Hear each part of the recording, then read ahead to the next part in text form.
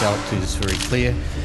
No's 61, yes 39. The Prime Minister and his team expected that there were going to be considerably fewer votes than that. For Tony Abbott, it was a political near-death experience. We have decided that we are not going to go down the Labor Party path of a damaged, divided and dysfunctional government. But deeply divided is exactly how the Abbott Liberal Party now seems to be.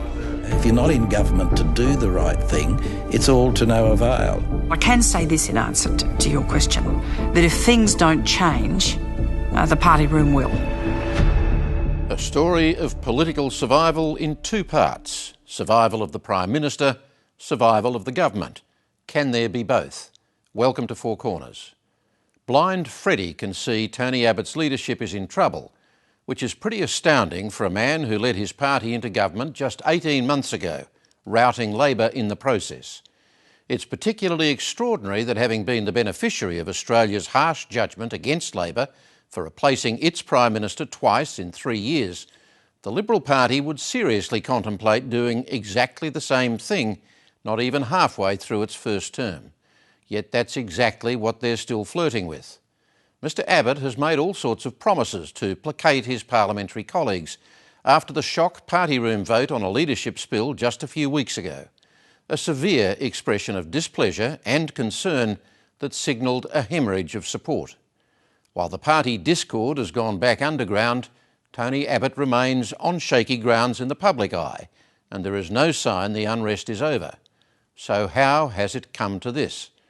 In this report, Marion Wilkinson reveals fresh evidence of what triggered such deep discontent within the ranks.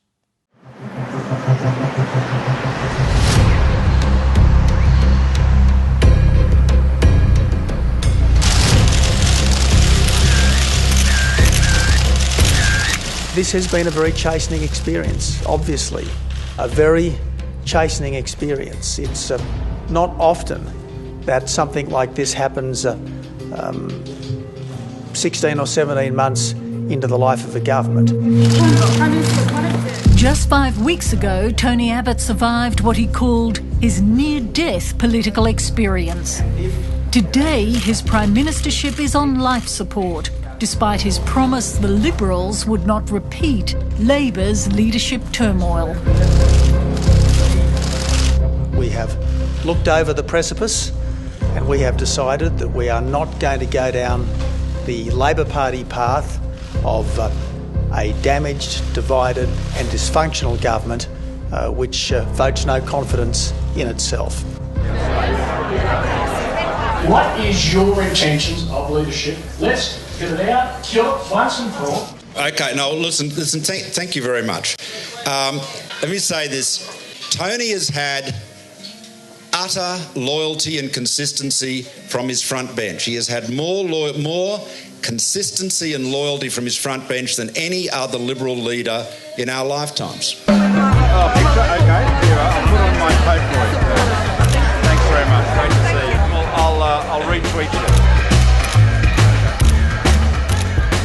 Communications Minister Malcolm Turnbull is viewed as an alternative Prime Minister just 18 months after Abbott swept the coalition government to power. Right, all the best man for it. Are you very kind? Turnbull's extraordinary resurgence is driven by Abbott's unpopularity in marginal seats like this one on the central coast of New South Wales. Take one food, then I'll take a quick selfie. Yeah, okay. All across the country, Liberal backbenchers are grappling with the government's roller coaster ride in the opinion polls. I think they set out to do the right thing by the country and by the economy, but without giving any thought about how this would impact on individuals, particularly on the less fortunate in society. And also, I'm quite sure they gave no consideration to how this would play out politically, because it doesn't matter, you can be the best government in the world, but if you're not there, if you're not in government to do the right thing, it's all to no avail. Okay, gloves. Okay, gloves, all right, that's my bag. Now, I hope you guys left me some rubbish to clean up, have you? Yes. Bloody hell, look at it. Okay. After weeks of upheaval, the Prime Minister is clawing back his party support by dumping a swag of unpopular policies. This is just recycled rubbish, and on a day like Clean Up Australia Day, let's put it in the bag and get rid of it. But he remains dogged by bad polls, and many Liberals believe he could be toppled before the next election. Understand this, as you get closer, every marginal seat member is thinking, I could lose my seat. Every safe seat member is thinking, we could lose government and I won't have a chance of being a minister and I might be too old next time. So they're going to be looking at what the polling says and whether they can win. And they will stick with a Prime Minister who can win and they'll cut one off who can't.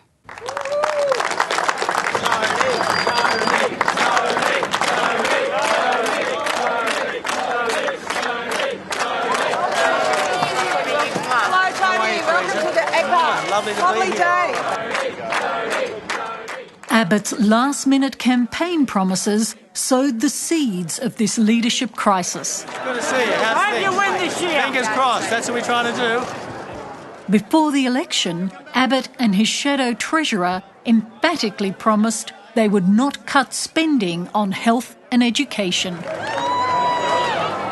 Now, what we're doing is we're saying emphatically, we're not going to cut in the health budget, the education budget and the defence budget and health and medical research. We've said that emphatically.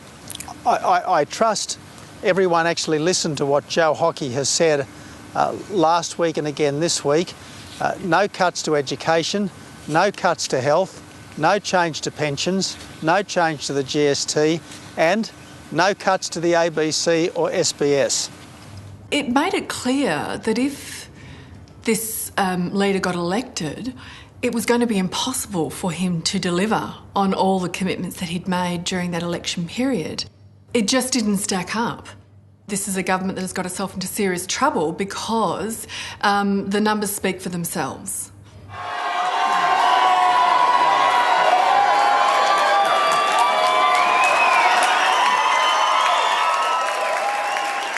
The carbon tax will be gone. The boats will be stopped. The budget will be on track for a believable surplus.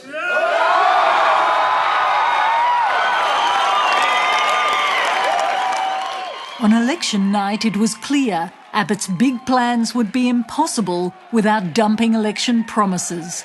That's the view of former Treasury official and economist Chris Richardson. Because both sides promised the impossible, lots of extra spending and yet repairing the budget, it meant that whoever won was faced with a choice. You could keep those promises or you could do the right thing. In total, the government had the courage, and credit to them, to attempt budget repair in Australia. It turned into major political difficulties very fast, but they did have a genuine go. Madam Speaker, I say to the Australian people, on budget night, the government that promised no surprises surprised almost everyone. People under 30 will wait up to 6 months before getting unemployment benefits. Health services have never been free to taxpayers. Our changes to higher education will allow universities to set their own tuition fees from 2016. We are a nation of lifters, not leaners.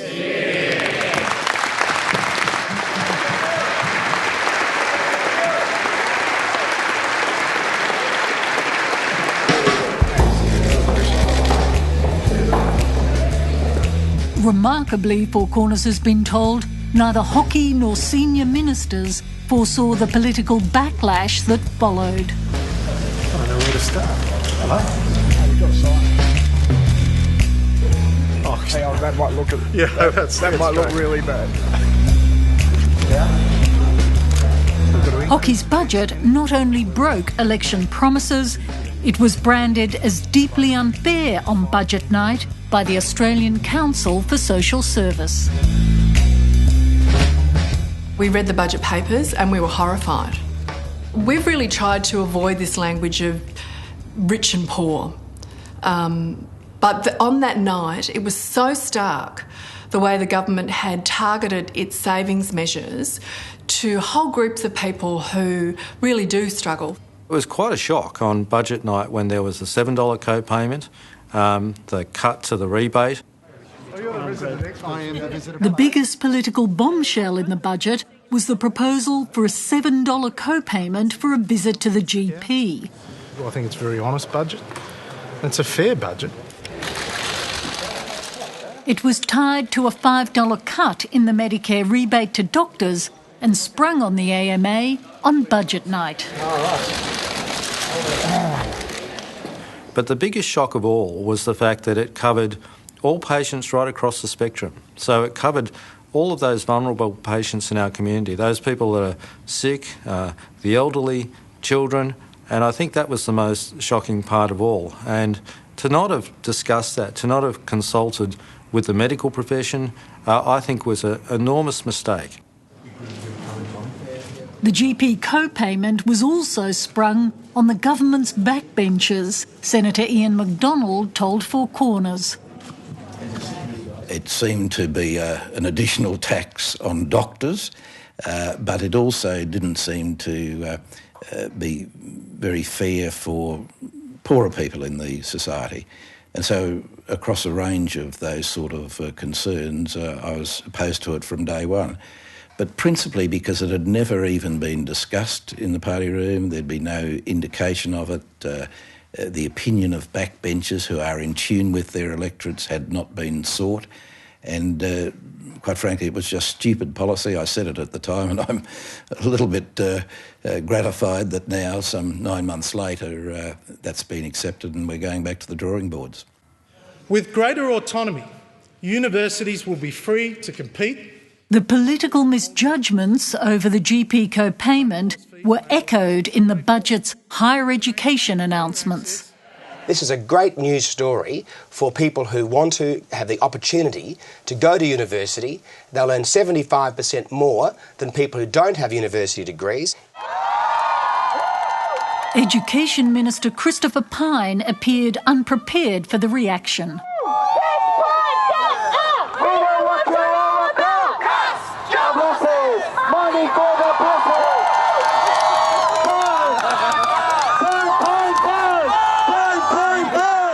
Students were furious at the proposals to deregulate university fees and cut 20% from university grants. Four Corners has been told the deregulation reforms were rushed into the budget to compensate for the funding cuts.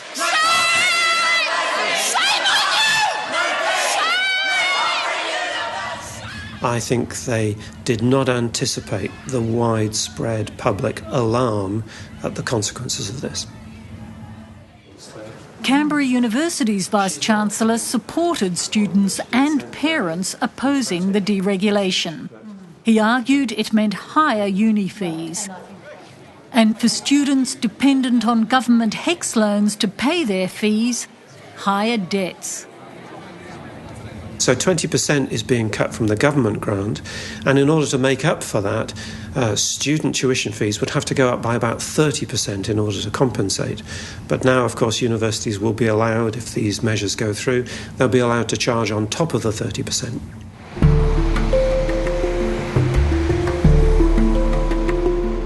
Australia's more wealthy universities, like ANU, have strongly supported deregulation of fees to avoid a revenue crisis. But the government's own advice warned the radical reforms would need widespread consultation. They didn't consult, and they've reaped the consequences of not consulting. As far as the budget was concerned, there were two failures in my view. One, the lack of preparation of ground, and I guess allied to that, the lack of discussion with the crossbenchers the crossbench senators prior to the budget coming out. We needed to get those controversial issues squared away. Thanks guys. See you later. Hi, Mr. Hockey. Hello. Just how much political damage the 2014 budget inflicted on the government can be simply judged. Neither the Treasurer nor the Prime Minister would agree to appear on this program to discuss its key measures, despite our repeated requests. Will you come on the program to answer some questions? No. And why? Hello. G'day. G'day. We're going, yeah. Oh, well, that sounds good to me. See you later. See you later. Can we take this? Yeah. The politics of this are a disaster, and any political advisor would now be telling the politicians, don't annoy the punters, right, because you'll lose their votes. But at some stage, this problem still has to be addressed. The unpopular budget provoked a voter backlash against Abbott. The Prime Minister of Australia, the Honourable Tony Abbott, John Grant, ARLC Chairman. Just a year into government, key backbenchers began seriously questioning Abbott's political judgment and strategy. In my view, he was still too focused on attacking the Labor Party and not enough focused on coherent and consistent policy and strategic direction for the nation, and certainly articulating that strategic direction for the nation.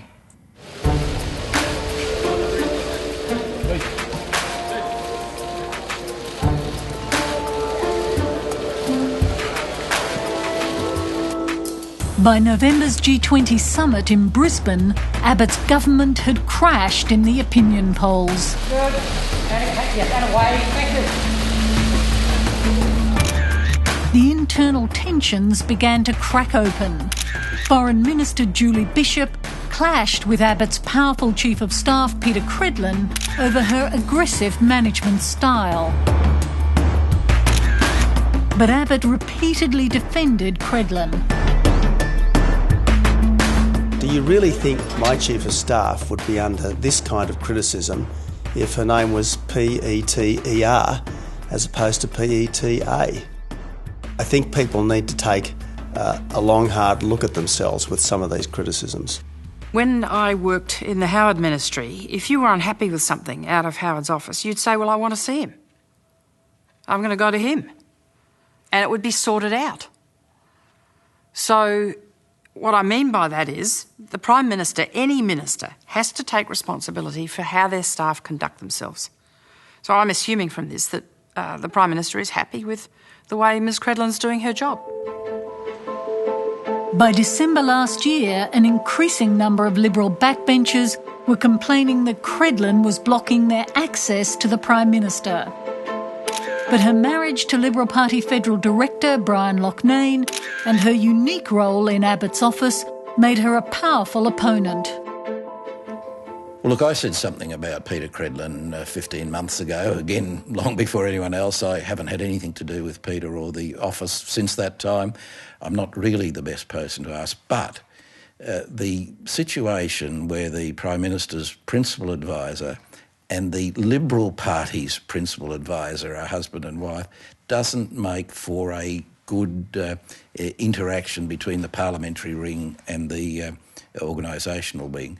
I've always thought that was unfortunate, and I would hope that something might be done about that. Dangerously, the divisions over Credlin spread to the Liberal Party organisation.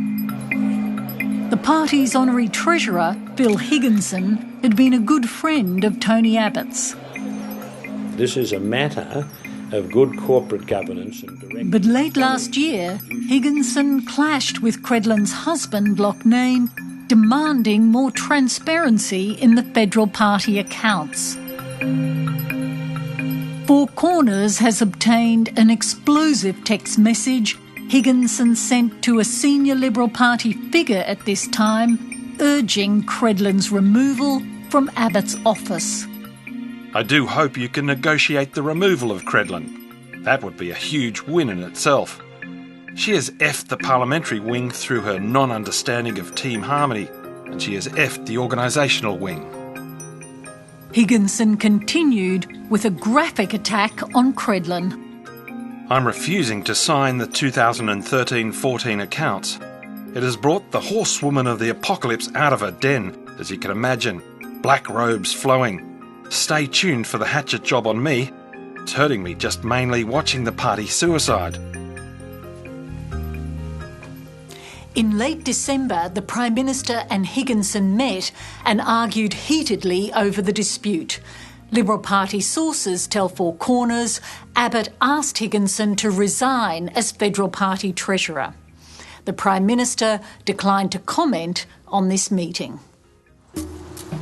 Higginson did eventually sign the party accounts last month, but in a widely leaked report, he argued the conflict of interest between Credlin and Loughnane's positions was a serious problem. Abbott and the Liberal Party executive brushed off his concerns. Look, I'm aware of that particular storm in a teacup, but the Treasurer signed off on the party accounts, so I'm not quite sure what the fuss is over. Senior Liberal sources tell Four Corners Abbott believed the attacks on Credlin and Loughnane were aimed at his leadership. As the government stocks plunged last year, one minister's star was rising, Julie Bishop. The Foreign Minister and Deputy Leader was also in tune with the backbench. Well, I think she's fantastic. I think she's 10 out of 10. The feedback in my electorate over the last 12 months throughout 2014 is that she was the number one performing minister in the government. So I'm happy to say that I think Julie is a wonderful campaigner. I think she loves her role as Foreign Minister. I think Julie Bishop, I often say, is a class act. I think she's a wonderful operator, wonderful minister, wonderful person.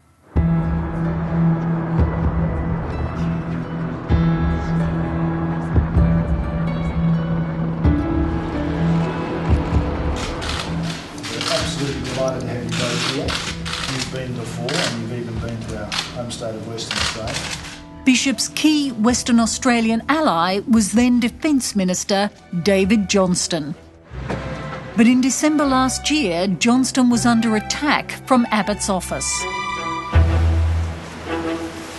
At issue was the $20 billion future submarine project, one of the most highly sensitive topics before the government. This is the biggest advanced manufacturing offering that we've seen in Australia in a generation, or that we will see for a generation to come. Before the election, Johnston promised the new submarines would be built in job-starved South Australia. The Coalition today is committed to building 12 new submarines here in Adelaide. We will get that task done. It's a really important task, not just for Navy, but for the nation. The promise could not have been clearer. 12 submarines built in Australia, based in Adelaide, of course including shipyards from other states. It was simple, it was plain speaking, it was clear. The Australian Submarine Corporation, or ASC, expected to work with an experienced foreign partner to help design and build the future submarines. South Australians had no doubt the bulk of the submarine's construction and jobs would be at the ASC. The Prime Minister of Japan. But after coming to office, Abbott struck up a close relationship with Japanese PM Shinzo Abe. Very quickly, Abbott wanted to explore the possibility of Japan building the new submarines. It was my fear at the time, and it drove me to have the discussion, to write to the Prime Minister on a number of occasions. By October, South Australian Liberal Senator Sean Edwards began hearing leaks that the billion-dollar submarine project would not go to his state but would go offshore to Japan. If true, it would be a huge blow. I certainly formed a view that there was a developing propensity to move away from Australian shipbuilders. And how worried were you about that? This singularly is one of the biggest issues in manufacturing in this country, and therefore in South Australia is a very big political issue. And it's something that I felt quite strongly about, and was being a lot of people were beating a path to my door about the importance of simply being involved in the process. Edwards was right to be worried. Four Corners has been told by sources intimately involved with the project that the government's top-secret National Security Committee, which included key ministers led by the PM, debated the future submarines in October last year. No final decisions were made in favour of Japan, but sources close to the discussions told Four Corners the meeting did support options for the bulk of the submarine's construction to go overseas and for only limited work to go to the Australian Submarine Corporation. The decision was justified for cost and time constraints, but it broke the election promise to South Australia. It was political dynamite and it was kept secret, even from the South Australian government. The Premier and I tried to get answers from the Prime Minister and the Minister for Defence, respectively, about the Japan option. We were told no firm decision had been made, and we took that at face value. But we kept receiving feedback throughout the country, but particularly from Canberra, that the Japan option was very much the option. In fact, I was told we may as well give up. ASC was delivering no submarines for Australia in 2009 for $1 billion. Johnston, under instructions from Abbott's office, never released the sensitive outcome of the October NSC meeting, despite drawing up a press release. But the South Australian government suspected the ASC had been sidelined. It got Labor senators to hammer the minister with questions. Why is the minister so intent on breaking his promise to build 12 new submarines in Adelaide? Basically, we started to demand answers, and that led ultimately to the questions in Parliament that resulted in the canoe comments from Minister Johnson. You wonder why I'm worried about ASC and what they're delivering to the Australian taxpayer? You wonder why I wouldn't trust them to build a canoe, right? Johnston's attack on the Australian Submarine Corporation almost exposed the secret NSC decision.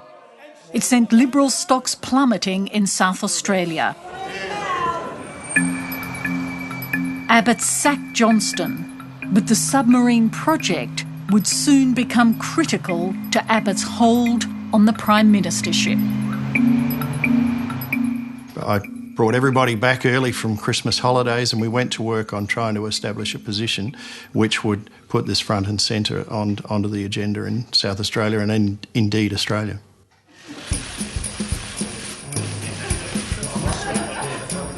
Two days before Christmas, Abbott's reshuffled cabinet was sworn in at Government House. Everyone say Christmas. Behind the smiles, Abbott had now lost the confidence of key backbenchers, especially in Western Australia. One MP was prepared to tell him to his face. I don't believe in going behind people's backs. I don't believe in operating in shadows. I will be, and I have been criticised for that. I mean, it would have been an awful lot easier just to hide in shadows. But for me, I got into this job in the best interests of Australia and the Liberal Party, and I don't resile from that. It was awfully difficult, and believe me, it was a real struggle. It's not one of those things that you do lightly. It's very painful.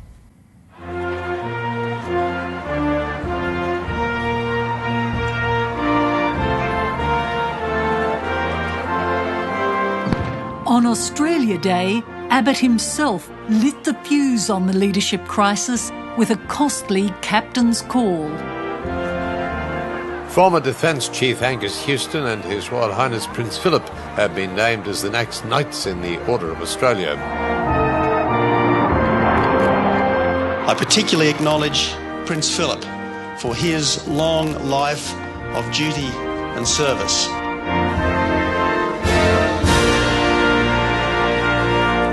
Up in Queensland, the LNP Premier was blindsided in the final days of a bruising state election campaign.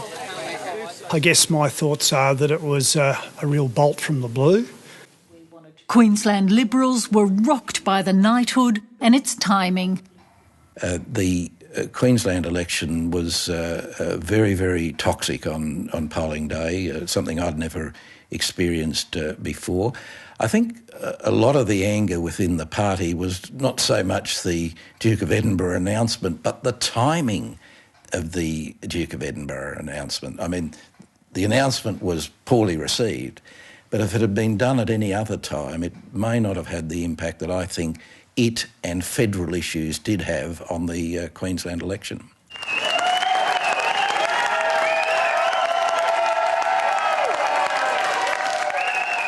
The night of the Queensland election, federal Liberals watched in shock as Labor's unknown state leader, Anastasia Palaszczuk, swept away Premier Newman and his massive LNP majority. As the seats fell, Liberal backbencher Jane Prentice openly questioned Abbott's leadership. I think they're lessons that we will be discussing. I think all members of Parliament, not just in Queensland but other states as well, will look at the results tonight, and there's some serious questions coming out of it. Is Tony Abbott the man to lead the Liberals to the next federal election? Well, that's a discussion, isn't it? We need to look at where we're going.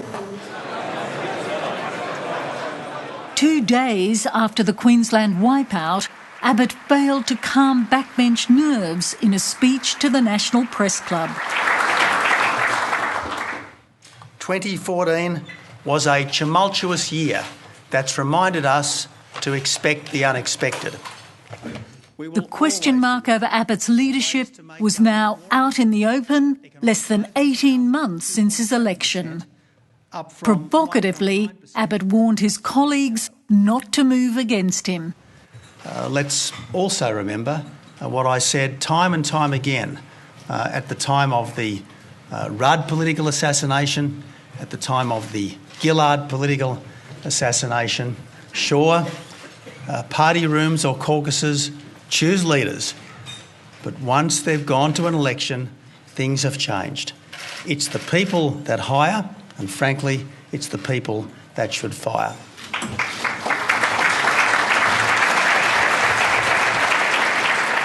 The next day, the first backbencher publicly came out against their leader. Does Tony Abbott have your support to remain as Prime Minister? No, I regret to say, Lee, that he does not. Believe me, it was painful. I fought very hard for Tony to become leader in the first place. I did an awful lot of stuff, both in the background and directly in terms of co-signing the spill motion. So it was very, very troubling for me. It wasn't easy. And if you have a look at a photograph of me from December and a photograph of me now, you see there's an awful lot more grey hair. So it was very hard, but I just felt that the leadership were not listening to the concerns that we had in terms of style and substance, strategic direction and so on. The next day, another high-profile backbencher turned up the heat. And will Tony Abbott be there this time next week? Comrade, come and ask me next week.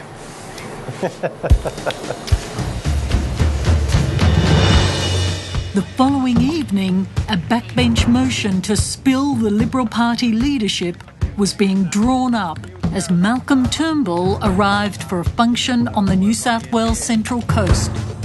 Does Tony Abbott have the unconditional support of you both? Tony Abbott has the support of the entire party.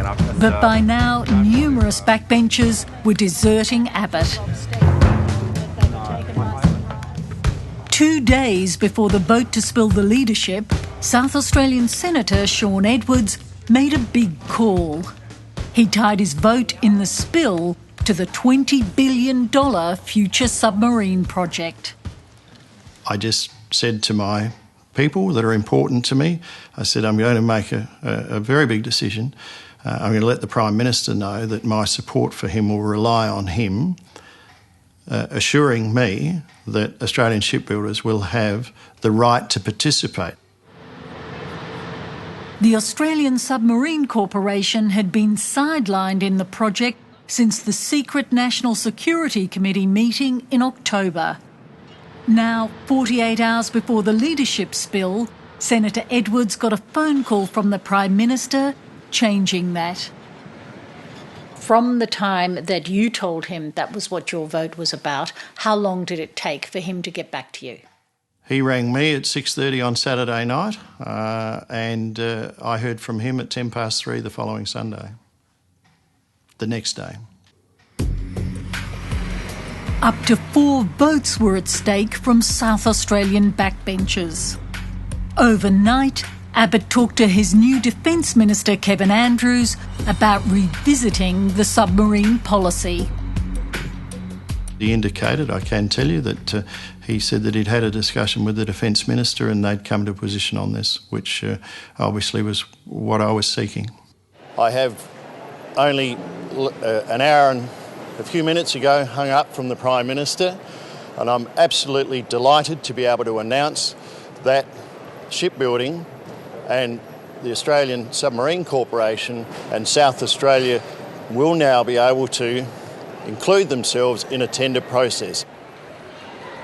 The government would later narrow that process, but Edwards believes he did reopen the opportunity for the submarines to be built in Australia. The issues of a conversation that I have with a Prime Minister are ones which I'll keep to myself, but obviously that was the outcome that I sought and it was the outcome that he delivered. Do you think that he was trying to get your vote in exchange for that decision? He was listening to me. The timing of it, I was opportunistic in my timing. I can't blame him for ringing me when he did. Julie Bishop. Nice to meet you. Julie Bishop told Four Corners Abbott did not discuss the submarine project with her the weekend before the spill.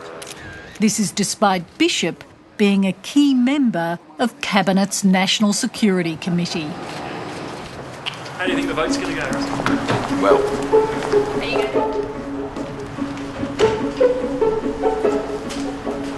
I have full confidence in Tony Abbott. Absolutely, he's made a few mistakes along the way, but they've been very minor mistakes. This is like throwing someone off My Kitchen Rules if they burn the toast. Liberal Party MPs arrived in Canberra for the spill vote after a weekend of intense lobbying. Many had been deluged with emails purportedly from Liberal voters warning them not to dump Abbott, a point stressed by Employment Minister Erica Betts. Can I say to you that in the last few days, the emails have been overwhelmingly flooding into the office saying all this nonsense about leadership change has gone far too far, and the emails are now overwhelmingly saying stick with the team you've got. But Four Corners has uncovered evidence this email campaign was orchestrated by the conservative Christian lobby group, the NCC, the National Civic Council. What was provided was just a tick box for all of the Liberal members of Parliament to send them a note.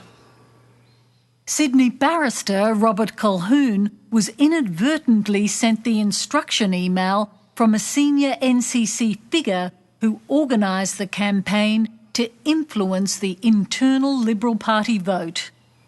When I got it, I was astounded because I was being told that I should write to all the politicians, all the Liberal Party, telling them that if Tony Abbott was disposed, I would not vote for the Liberal Party at the next election. The email was designed to activate thousands of NCC supporters and states bluntly, "Please email federal Liberal MPs and senators to support Tony Abbott. Abbott has held the line on marriage, repealed the carbon tax and other things.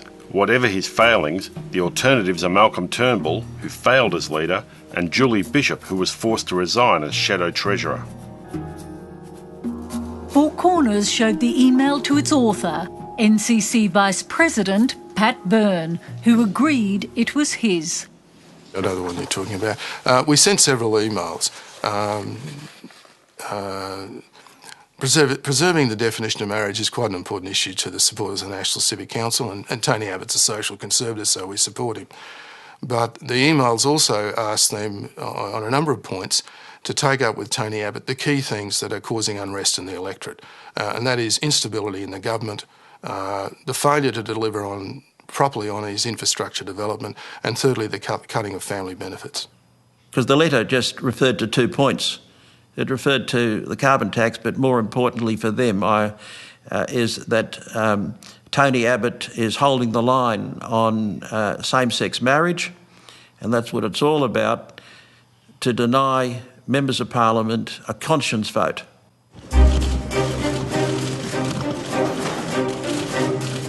On February 9, when Abbott entered the Liberal Party room, he was confident of the numbers. His cabinet colleagues were committed to opposing the motion to spill the leadership. Good morning. Good to see you. Will you run for the leadership if it's open? Thank you very much. The two mooted candidates for his job, Malcolm Turnbull and Julie Bishop, never came forward to stand against him. The result is very clear. No's 61, yes 39. That seems to me to resolve the matter, and thank you very much. But while Abbott won the vote that day, the leadership matter was not resolved. Almost 40% of his party colleagues had voted to put his leadership in play, even without a candidate. Was he indeed shocked, in your opinion? Yes, I think he was, and from what I've seen, they expected, the Prime Minister and his team expected that there were going to be considerably fewer votes in that. So I guess some people indicated that they were going to vote a certain way and they didn't. I don't know.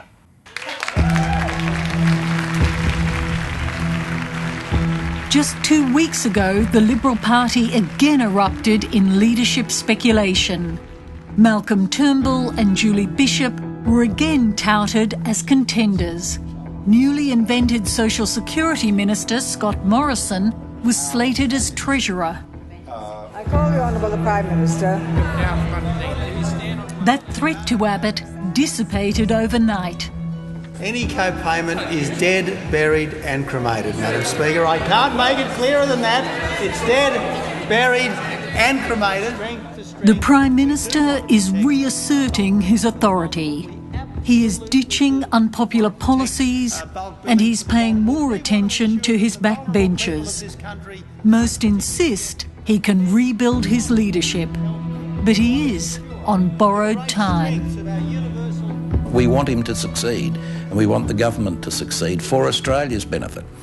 And I think that we will get there. But if it doesn't, the first person that will know that it's not working will be Tony Abbott.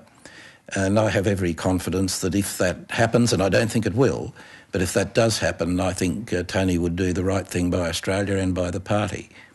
And resign? Well, see if someone else could take us to an election-winning time next year. Important not for the party and for us, but for Australia. And so I'm confident Tony would be the first to work that out. I think, given the circumstances, he will turn it around. I can say this in answer to your question, that if things don't change, the party room will.